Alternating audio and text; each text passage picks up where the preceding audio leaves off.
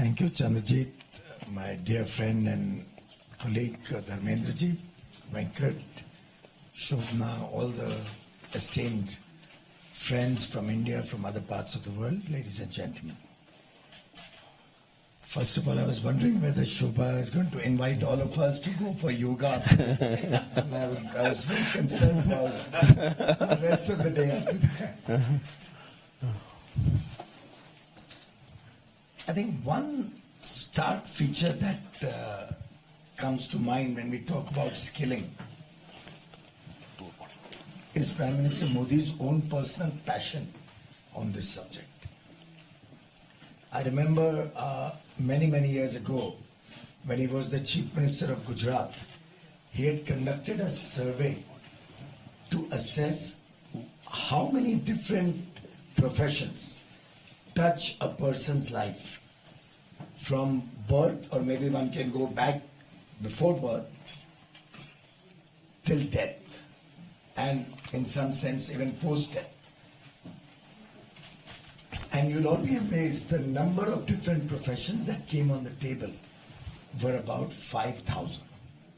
There are 5,000 different people or skills that a person engages with from birth to death in a normal life. And why I said post-death is, my late grandmother would never have probably seen a lawyer until after her death, the process of probate, and which was such a complicated process. And then the pujari, yes, and all the other people associated with that whole process, very true. So like that, each thing added up to about 5,000 possible skills. From the day he became minister, prime minister, or if one goes back to his chief ministerial days, he has had this mantra of speed, skill, and scale. And I think in each one of these, this government has focused for the last 3 years, very deep focus. We're looking at aggressively speeding up the various programs of the government. Any program, you take up any program, whether it's petroleum auctioning for new exploration blocks, whether it's a program to lay optic fiber cable in the country, where in 3 years we ramped up from 358 kilometers to over 200,000 kilometers of optic fiber cable. Solar power, we are now 6x of what we were 3 years ago. And the list just goes on almost any subject. The number of medical student seats that have been added in the last 3 years is almost 50% of what we had in 2014. And the list goes on and on. Scale has been a credo of this government. Speeding up development, speeding up action on a variety of very pressing problems the country had has also been uppermost in his mind. So I can tell you that every cabinet meeting, he may recall some earlier discussion or conversation and say that it's going slow, you need to speed it up. But of all the three, speed, skill and scale, I think the dearest to him has always been skilling. Something he is personally passionate about, to the extent that that's the only new ministry that has been created from a department, it's been upgraded to a ministry in this government. And the focus is so deep that if ever he comes to know that any of the skill programs of the country are still working in silos, he'll make it a point to remind all of us that the success of this skill development program lies in collecting all these small disparate efforts, make it a more cohesive program, and a program which can then have a deep impact on the people, on the economy, on the future of India, the future of our youth. You spoke about new collar. I think more and more India today is seeing job creators rather than job seekers. So that would become no collar probably. But truly, the way India is emerging, the youth of today is not looking at a structured 9-to-5 engagement, not necessarily at least. The youth of today is very passionate about the work he does. And our job as policymakers, as industry leaders, is more to channelize that passion, is more to get out that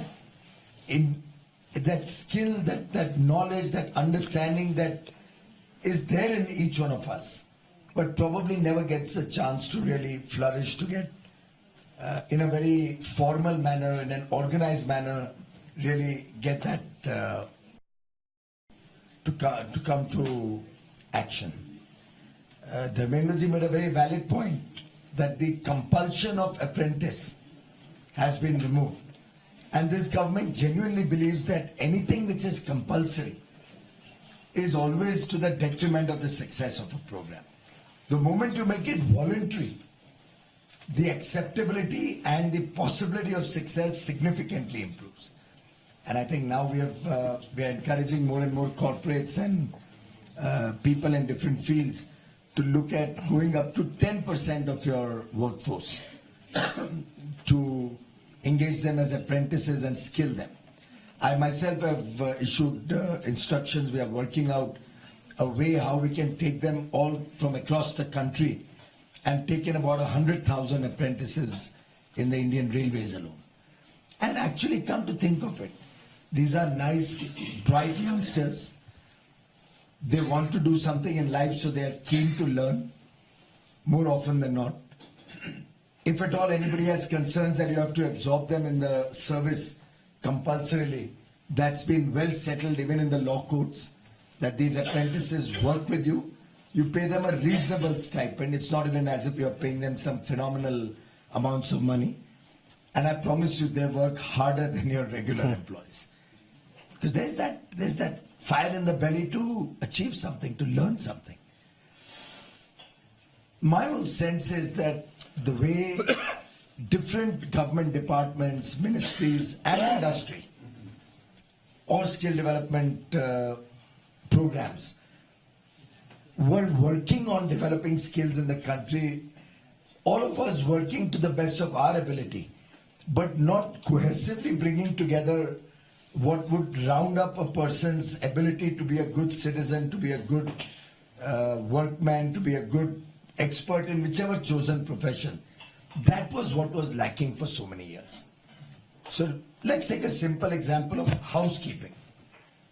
I mean, frankly, even sweeping the floor has skill sets associated with it. And I'm facing it in the railways.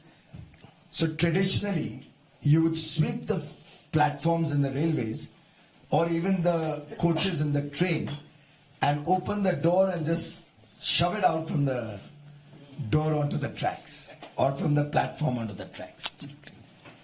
Now, simple intervention of skilling that person to make him understand what the detrimental impact of that is on the track, on the rail services, a potential safety hazard, which my young friend Andreas was just talking to me about, some new technologies on predictive maintenance they've come up with.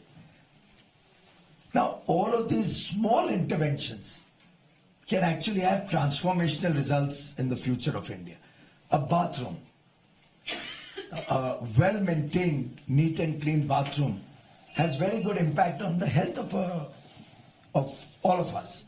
And then when that skilled person understands his job better, he'll do the same back home to keep his place clean. And then this will get into the culture, into the DNA of the country. After all, a clean India is not something alien to all of us. I dare say none of us would even throw a small tissue paper or forget that, a chewing gum wrapper on the streets of Davos. But wouldn't flinch an eyelid doing the same in our own dear country, unfortunately.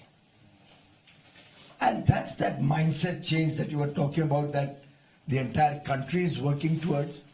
Prime Minister Modi again and again repeats this subject about clean India. Some people, even maybe stand-up comedians and all, like to talk about it in a disparaging fashion. But the reality is that these are so crucial to the development of India. If you really want to see tourism grow in this country, if you really want to see people having good health standards in the country. I think cleanliness, sanitation, these are issues which really are of pressing urgency. And very often when you drive home a point again and again and again, it starts having an impact. And to my mind, I can give you an example of Banaras, Varanasi, where if any of you have been, it was probably one of the dirtiest towns of the country. Absolutely impossible to even go anywhere, except for the religious interest to be there, which drew us all to go to Banaras. When we did the root cause analysis of the problem, what we realized is same two issues. One, shove the garbage into the Ganges. So you have a large part of the Ganges getting polluted because of garbage from cities going into the river. And why was that so?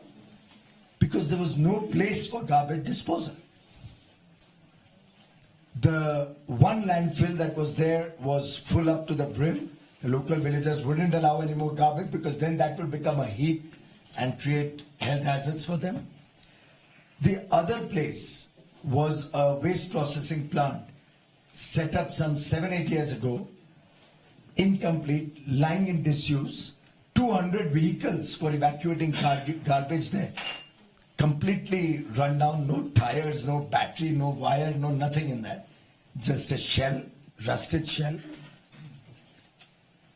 And as is typical of this government, which is why skill development also has been the focus, or as you said, the mindset of this government, of doing a root cause analysis to find out where the problem lies, helped us assess that if that plant were to start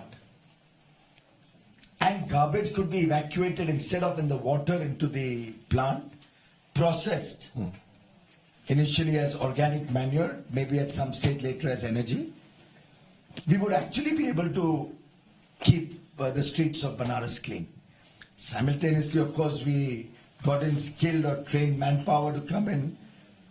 We also started introducing garbage collection, door-to-door garbage collection, and the holistic program helped us, and we restarted this plant, because of which the Banaras ranking on Swachhata ranking, cleanliness, improved from something like 400 plus to 30. That was the transition, the transformational change that can happen once we change the mindset. And in that sense, I think taking up skill development as one of the most important pillars of this government's development agenda, to my mind, will provide not only India, but the whole world with people who are able to contribute both to the Indian economy, to activities around the world. We have also been looking at having more focused skill development programs, something like Singapore does. In Singapore, they actually assess to the last number how many people would be required in each of the various professions. So even a retail salesperson in a mall is assessed how many will be required 3 years hence. How many people would be required as nurses 2 years hence. And for each one of them, the program of skill development is conducted. So you have the right skilled people for every job. In India, if we start looking at it in that fashion, there's huge potential. Only 3 days back, a skill development center was opened again in Banaras for helping reskill people in the traditional arts of diamond and jewelry and laying pieces for international markets. So in nurses, internationally there's a huge demand for nurses. Can India be that provider of nurses? So each profession, if we can, and CIA can help us do that, if we can analyze, we can really transform the nation's youth's ability to contribute to nation building through the skill development program. And I would urge each one of you to participate in that wholeheartedly. Well, as regards the railways program on upgrading the interiors, of doing up better bathrooms, what we've decided is, rather than the typical thinking in the railways or in most government work of a 10-year program to replace the interiors in 58,000 coaches of the passenger trains and all.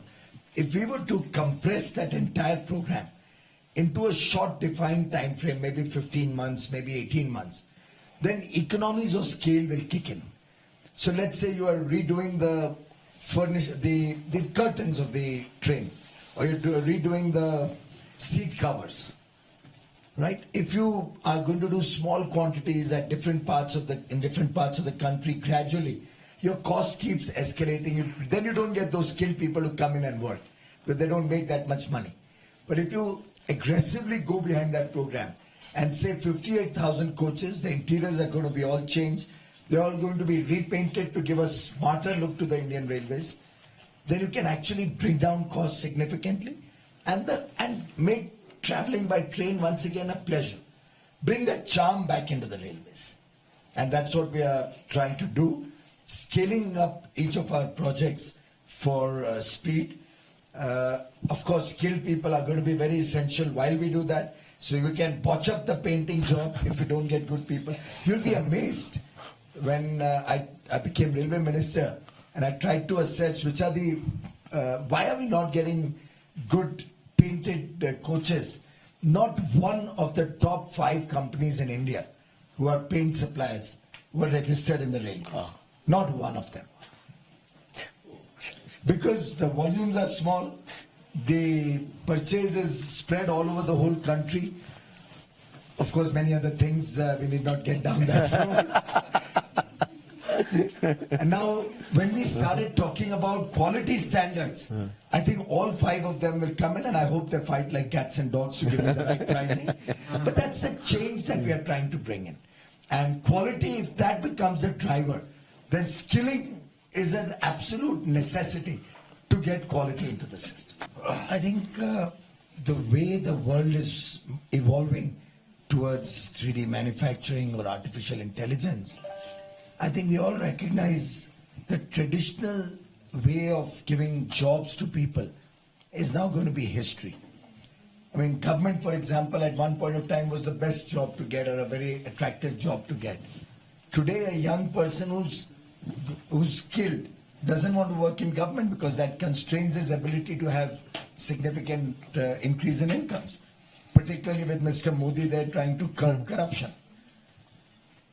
And in that situation, when we look at the new technology regime that's coming into the world, jobs are going to be created in a completely different fashion. I'll draw from my days as a power minister. A typical 4,000 megawatt ultra supercritical power plant could possibly create X number of jobs. You know, it's a large plant generating huge amounts of electricity. It will mine coal, take it there, convert to electricity and transmit electricity. As against that, in the new age that we are working in, where distributed forms of energy, particularly renewable energy, is center force of international discourse, for the same amount of electricity that was earlier generated in a 4,000 megawatt power plant, when generated through these distributed forms across the country, will create 10x the number of working opportunities. May not reflect in any job number that you and I may compile. Right. But it's distributed across the ecosystem. People getting on a job or working opportunity at their place, spread across the country. You don't have to rush to Mumbai or Delhi to get a job. You don't have to be standing in long queues outside factories to try and become just a casual labor for the day. You're actually seeing people seeding new entrepreneurial rules for themselves. And no better testimony to that than the fact that nearly 90 million people have taken a mudra loan, the small loan, from all of which aggregating to about $50 billion. And small loans, it could be as small as $5,000. It could be as small as $1,000.